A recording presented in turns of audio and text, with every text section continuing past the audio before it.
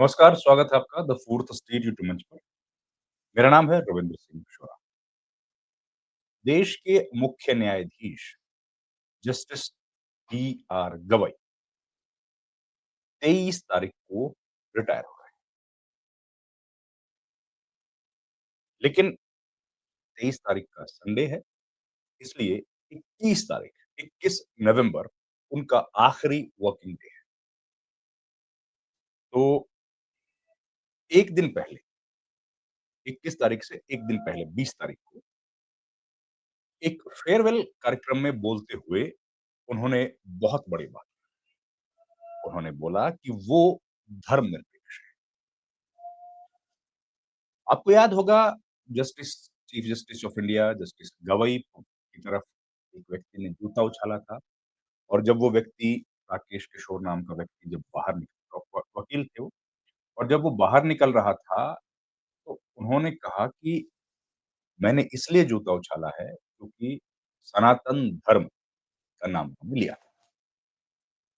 Justice Gavai ने कहा है कि वो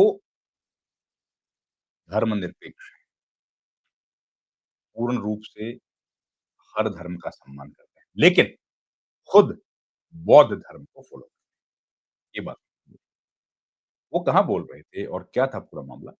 देखिए, ध्यान से और फिर पता लगेगा पूरी अ, उनके बारे में और डिटेल्स।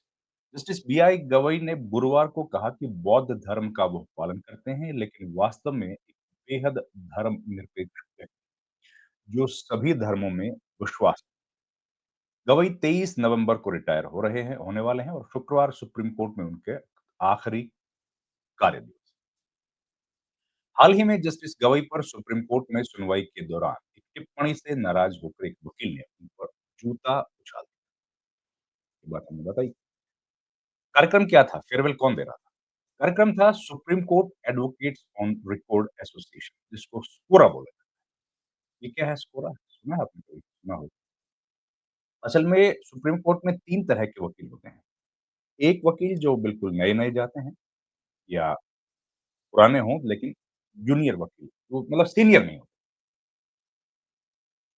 आप जानते हैं सीनियर एक डेजिग्नेशन है। उम्र से सीनियर नहीं, डेजिग्नेशन से सीनियर। एक वो, दूसरे कैटेगरी है सीनियर एडवोकेट्स की, एक सीनियर एडवोकेट्स की कैटेगरी नंबर 1, दूसरी है जो वकील जो जिनको डेजिग्नेट सीनियर नहीं किया जाता है और तीसरी जो कैटेगरी है, वो है स्कोरा। अब ये स्कोरा क्या है? स्कोरा है एक एसोसिएशन मतलब एडवोकेट ऑन रिकॉर्ड क्या है? एडवोकेट ऑन रिकॉर्ड के एसोसिएशन का नाम स्कोरा है। एडवोकेट्स ऑन रिकॉर्ड वो लोग होते हैं जो एक परीक्षा पास करते हैं। सुप्रीम कोर्ट एक परीक्षा लेता है एडवोकेट्स की, जिनको एक स्पेसिफिक पीरियड ऑफ प्रैक्टिस हो गया होता है। शायद वो समय मुझे याद नहीं है, लेकिन शायद 6-7 साल का है। इतना वक़्त अगर आपको प्रैक्टिस में हो गया है सुप्रीम कोर्ट में लगातार, तो आप उस एग्ज़ाम में अपीयर हो सकते हैं, वकील। और उसको पास करने का फ़ायदा क्या है? उसको पास करने का फ़ायदा क्या है कि सुप्रीम कोर्ट में जितने भी केस फाइल किए जाते हैं, वो केवल एडवोकेट ऑन रिकॉर्ड के नाम पर ही फाइल होते हैं। जो वकील सुप्रीम कोर्ट में एडवोकेट ऑन रिकॉर्ड है, केवल उस वही व्यक्ति सुप्रीम कोर्ट में केस फाइल कर सकता है। दूसरा कोई व्यक्ति अगर केस फाइल करना चाहता है, दूसरा कोई लॉयर अगर केस फाइल करना चाहता है, तो उनको भी एडवोकेट ऑन रिकॉर्ड्स की तरफ से ही केस फाइल करना पड़ेगा, उनके दस्तखत से ही केस फाइल। तो उन वकीलों की है एक एसोसिएशन, जिसको कहते हैं Supreme Court advocate on records association, SCORA. उन्होंने एक कार्यक्रम किया था, विदाई समारोह आयोजित किया था। उसमें बोलते हुए जस्टिस बीआर गवई ने अपना आधार आभार व्यक्त करते हुए कहा कि देश की न्यायपालिका ने उन्हें बहुत कुछ दिया है। मैं बौद्ध धर्म को मानता हूँ, लेकिन मुझे किसी भी धार्मिक स्टडी में अधिक गहराई से जानकारी नहीं है। मैं सच में सेक्युलर हूँ। हिंदू, सिख, इस्लाम हर चीज़ में भरोसा रखता हूँ। ऐसा क्यों? उन्होंने कहा कि ये मैंने अपने पिता से सीखा है।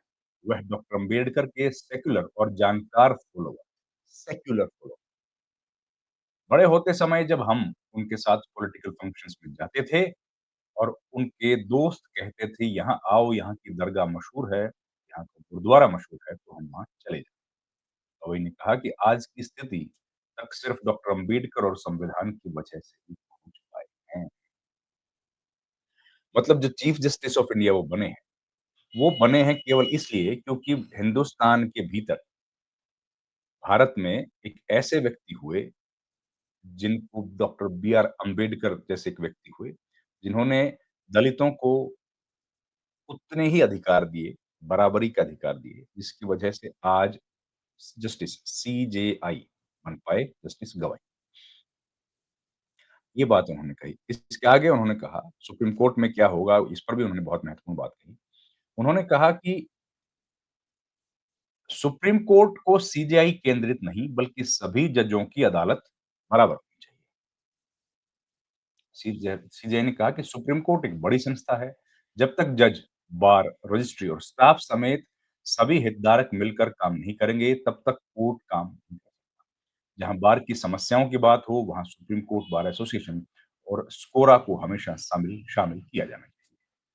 उन्होंने कहा कि सुप्रीम कोर्ट बड़ी संस्था है, जब तक जज, बार, रजिस्ट्री स्टाफ समेत सभी स्टेक होल्डर मिलकर काम नहीं करेंगे, तब तक सब कुछ ठीक नहीं हो पाएगा, ठीक स्मूथ नहीं हो पाएगा।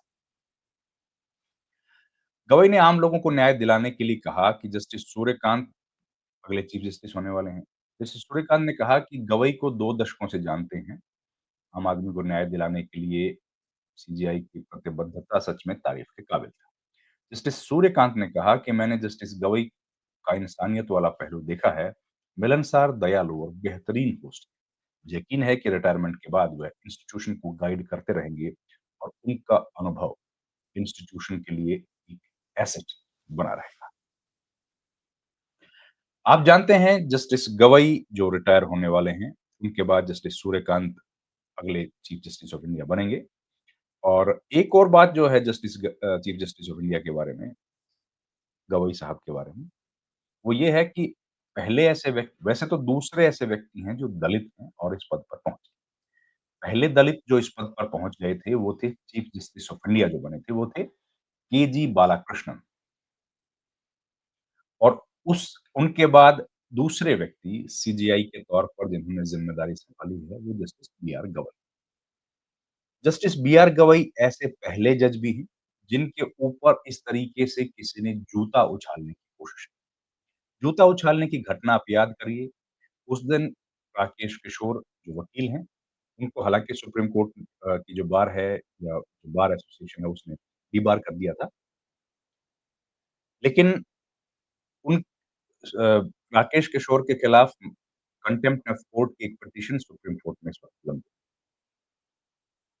उस पर हियरिंग हुई है। हियरिंग में सुप्रीम कोर्ट के जो जजेस हैं, जस्टिस सूर्यकांत की बेंच उसकी सुनवाई कर रही है। उसमें उन्होंने कहा है, जस्टिस सूर्यकांत की बेंच ने कहा है कि बार एसोसिएशन कुछ ऐसा लेके आए, ऐसी सलाह दे, जिससे हम लोग भविष्य में आने वाले समय में इस तरह की घटनाओं को रोक सकें। क्योंकि अगर हमने इस मामले में नोटिस इश्यू किया, तो ये किसी व्यक्ति को या किसी घटनाक्रम को हाइलाइट करने जैसा होगा और इस पर मीडिया में इस पर खूब बात। ज़रूरी है कि हम लोग इस मामले का समाधान की तरफ बढ़ें, सब मिल-जुल कर बढ़ें, ताकि इस तरह की घटनाओं की पुनरावृत्ति को हम लोग रोक पाएँ। सुप्रीम कोर्ट के जज जो उस दिन उनके साथ बैठे थे, पीठ में बैठे थे, चीफ जस्टिस ऑफ इंडिया के साथ जो बैठे थे उस दिन जस्टिस भुइयां। जस्टिस भुइयां ने कहा कि ये इंस्टीट्यूशन का अपमान। Chief justice of India Gavai के साथ जो पीठ में जस्टिस भुइयां बैठे थे जिस दिन ये जूता प्रकरण हुआ था, उन्होंने उसके बाद एक कार्यक्रम में कहा कि ये गलत हुआ है और ये किसी व्यक्ति पर नहीं बल्कि इंस्टीट्यूशन पर सीधा असर, सीधा प्रहार है।